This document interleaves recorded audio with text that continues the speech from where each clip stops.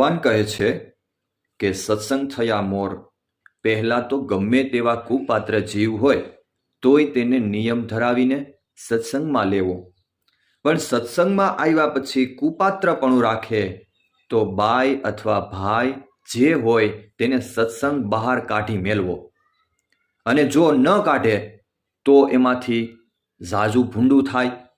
જેમ જે આંગળીને સર્પ કરડી હોય અથવા કીડિયારાનો રોગ થયો હોય અને તેટલું અંગ જો તુરત કાપી નાખે તો તે પંડે કુશળ રહે, ને તેનો લોભ કરે તો ઝાઝો બગાડ થાય.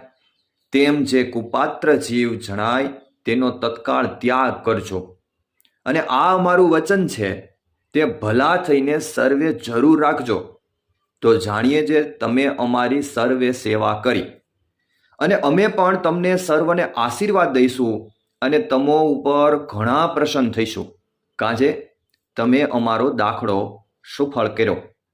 અને ભગવાનનું ધામ છે ત્યાં આપણે સર્વે ભેળા રહીશું, અને જો એમ નહીં રહો તો તમારે ને અમારે ઘણું છેટું થઈ જશે, અને ભૂતનું કે બ્રહ્મ રાક્ષસનું દેહ આવશે અને હેરાન થશો, અને જે કાંઈ ભગવાનની ભક્તિ કરી હશે તેનું ફળ તો રઝળતા કોઈક કાળે સમયે પ્રગટ થશે.